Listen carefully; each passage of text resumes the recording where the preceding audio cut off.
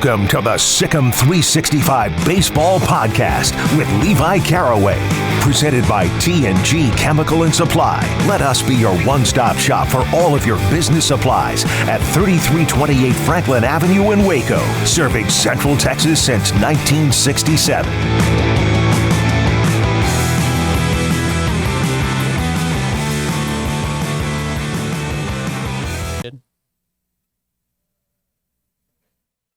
Cool. No, you're good. Welcome in, everybody, to another episode of the SicEm365 Baseball Podcast. This past week, Baylor went 2-2. Kind of an up and down week. There were highs, there were lows, and I'll get into that this week. But first, I want to thank Mark George and T&G Chemical for being our sponsor of this show. And I'll start with kind of a game recap, game by game. We'll go to commercial break, and then I'll focus on some positives and some negatives, and then preview the West Virginia series. That is a big series this weekend in Morgantown, and I'll get to that in a little bit. But first, we'll start with the game on Friday night where Baylor came away with a 14-5 victory. It was the first time since early of 2023 that Baylor had reached 500. They were officially 18-18 after that game, 9-7 in conference play. Mason Marriott pitched great. Offense had a great game. Going into that night, Reese Dutton, Kansas' pitcher, was the league leader in wins with 7, and Baylor kind of hit him around. They got 7 runs in the first 2 innings, and that kind of set the tone, and Kansas was never really able to recover from that. And Mason Marriott just continued his fantastic season. He's been rock solid for Baylor. He's become a legitimate Friday night guy in the Big 12, which is a huge accomplishment for him.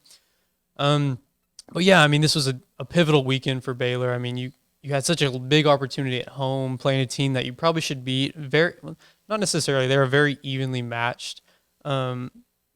Both these teams are very evenly matched. Kansas is currently on the bubble for the NCAA tournament, so it was a huge weekend to make a statement. And coming off that Friday night win, there was a big opportunity to just win one of the next 2, get a series win, continue that upward momentum, continue at 500, and that just didn't happen on Saturday.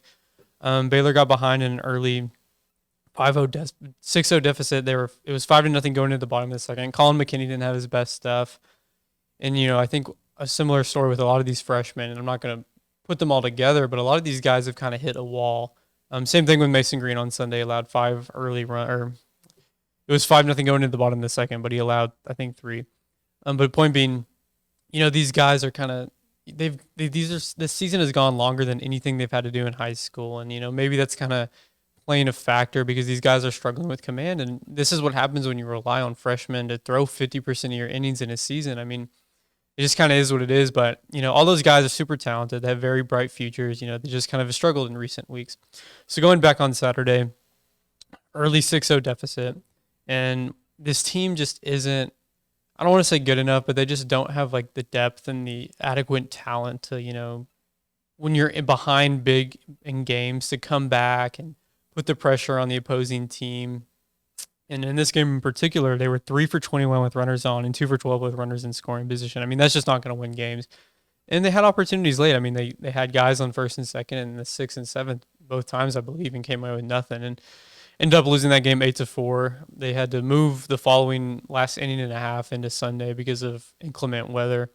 And it was kind of cool that they even got most of that game in, honestly. It was pretty surprising. And then on Sunday, rubber match, try to win the game.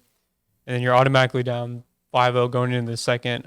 Mason Green struggled. Ethan Calder, who's been Baylor's best guy out of the pen, came in and allowed 2 runs, and that's not something typical from him. Patrick Hale gave some really good innings, and then Kansas kind of put it away in the 6th with a 4 spot. And then that game ended up being a run rule, 12-2 after 8 innings. And, yeah, I mean, like I said, when these guys are playing from behind, you can kind of feel the offense tense up a little bit. They're not playing as free. They're not playing as kind of as one, and hitting's not as contagious because everybody's trying to, get the game back in one swing, and it just doesn't work like that.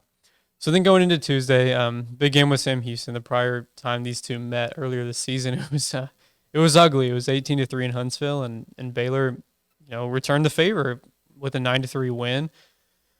Game was pretty close for most of it. I believe it was 4-3 going into the bottom of the 6th, and then Baylor broke the game open in the bottom of the 7th with a 4 spot. Wesley Jordan hit just an absolute nuke off the batter's eye in center field. That was like a few inches short from being a home run. And a special moment for him, he extended his on-base streak to 30 straight games, which is an incredible accomplishment. I'll get into that in a minute. But 2-2 week, could have been worse, could have been better. They obviously had a big opportunity with the Kansas series, didn't walk away with a win, but still, it was really huge to get a midweek win. I think improved to 5-4 in midweek games on the season because that's kind of been their bugaboo at times, especially early on in the year. But solid week, and I'll get into some positives in a minute. And first, I want to thank our sponsors at TNG Chemical and Mark George. TNG Chem, and here's why. To say my wife and I have a lot to clean is an understatement. So we go to TNG Chemical, where the pros know what cleaning solutions to use and give us detailed instructions on exactly how to use them. We never got that kind of advice from any other stores. And the prices at TNG are great. From general household cleaners to odor control solutions for our pets. We go to TNG Chemical and Supply. That's why. TNG Chemical and Supply. That's why. Okay, welcome back, everybody. So starting with Wesley Jordan, I mean, getting on base in 30 straight games, that's really, really a big deal. Only 2 Baylor players have done that in the last decade, Wes being one of them, and the other being Davis Wenzel, who's a big leaguer right now. And in 2018, he got on base in 37 straight games. And I think, the Baylor stats can only go back to 2003, but the leader in the program, I believe, is David Murphy with like 42 or something crazy. So huge accomplishment for Wes. After the game, he said, like, I didn't even want to know that. Like, I didn't even know I was on that streak. I was just trying to do my thing. And in conference play, I mean, his on base percentage is near 500, which is crazy. He's played so well this season and has really become like, coming into the year, Coach Thompson was, this guy has light tower power. He's going to be really good. And he was really bad early. And he took a couple weeks to get hot to make that transition. And since then, he's just been lights out. And he's a guy that you would like to keep at DH next season, but definitely got to build around. Another guy on offense who's really played well in recent weeks is shortstop Tyreek Kemp, and I think he went 0 for 3 on Tuesday against Sam Houston, but all 3 of the balls that were outs were crushed. I mean, he had what could have been an extra base hit to left field, a great play in the warning track. Center fielder makes a diving play. Third baseman, who's a future first-round pick for Sam Houston, makes a diving play at third to kind of stop him. He's up to 255 now with his batting average, and as of like 2 weeks ago, he was hitting like 165. So huge accomplishment for him. He's had 1, 2, 3, 4. He's had like 7 multi-hit games in his last 10. He's playing great right now, and I think one of the most encouraging things about that is, as of 2 weeks ago, I kept mentioning like they're going to need a shortstop in the portal. They're going to need a shortstop in the portal. But then guess what? I mean, Tyreek Kemp has become a legitimate Big 12 shortstop, and so you don't have to go find a shortstop in the portal. You can allocate your funds to more pitchers and whatnot. And I'll get into that more as the offseason comes around. But Kemp becoming a legitimate player is huge in so many different ways for this team. And he's really sparking the bottom half of the order. The 7, 8, 9 guys with him, Posey, and Court, they're playing really well right now. And that's, one of the main reasons Baylor is putting up all these really good offensive numbers lately. And then another thing is Jared Matheson was fantastic on Tuesday. Actually, the pitching staff as a whole was great. They only issued 3 walks, and I think that's probably one of the season lows. I mean, they've only allowed 0 walks once, I think. But when these guys are consistently throwing strikes, it's tough to win college baseball games when you're having to get 3 singles to score a run. But when you're walking a guy and then you hit a guy over, and then all it takes is 1 base hit to score a run. So Jared was really good. He started the game on the mound, and he missed about a month with a minor injury, and people were making fun of Baylor for losing those kind of midweek games, and not having Matheson to start those is a huge loss because he was really good last year in midweek games. He struggled in Big 12 play, but in midweek games he's been really good. Tuesday, 3 innings, no hit, no earned runs allowed, 2 strikeouts. So I mean, do you want to try him again on Sunday? I mean, over the weekend? I don't know. And then speaking of Sunday, like I mentioned earlier, Mason Green, I believe in his last 5 conference starts, has allowed at least 3 earned runs. And so Coach Thompson made the move to remove him from the Sunday role. And like I said, he has a bright future ahead of him. He's just young. These things happen. And my guess will be Baylor is going to try to sell out to win Friday or Saturday. And then Coach Thompson announced it as TBD on Sunday. And then you'll just kind of go from there, gauging on what you have left. And then kind of going into this West Virginia series, it's a huge series. I mean, it's probably unrealistic to expect a series win, but you can't get swept with how tight the Big 12 is right now. And you have basically 6 through 11 are all kind of just right there. 9-9, 8-10, all those guys are right there. And Baylor has a tough schedule remaining. You got trips to Morgantown, you got trips to Norman. And then you have home series against TCU and UCF, who have been nationally ranked at points this season. So this is a big series. Don't get swept. And I think West Virginia poses a lot of challenges for Baylor. They have a lot of lefties in their lineup, 2 starting pitchers who are lefties, and Baylor has a ton of lefties in their lineup, and that's something that they haven't seen a ton this year.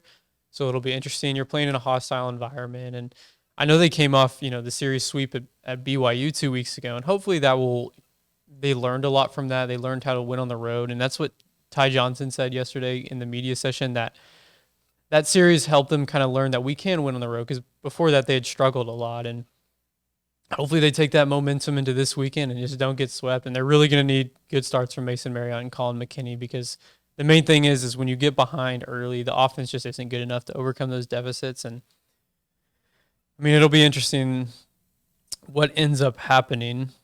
But yeah, and they also have the Big 12 preseason player of the year in J.J. Weatherholt. He's a future first-round pick as well. He's missed a ton of time this year with injuries, but he's back, and he's going to be a force to be reckoned with. And so, yeah, the name of the game this weekend is don't get swept, and about that's all you can hope for, is stay alive in the Big 12 race, come back to Waco without a series sweep, and I think you're in a pretty decent position. But yeah, if you're not a SicEm365 premium member, subscribe. We have game threads for every game. I try to do a feature story about once every week or two. The latest is on Danny Altman and his story coming from MCC and not playing much last year. And he has a really cool story. And Drew Leach 2 weeks ago with coming to Baylor, getting cut, going to JUCO, coming back to Baylor and being a legit guy in Baylor's bullpen. So if you haven't read those, go check those out. And I appreciate you all listening to this, and I will talk to you next week. Thank you. TNG can, and here's why. I gotta say, running a small business can be tough. As a professional, keeping my place clean for employees and customers can feel like a full-time job. That's why I trust the pros at TNG Chemical and Supply for all my supplies. And now my business stays clean, and I'm surprised how much less I'm spending each month on cleaning and maintenance. Now I can even save on products from TNG Chemical for my home. TNG Chemical and Supply. That's why. TNG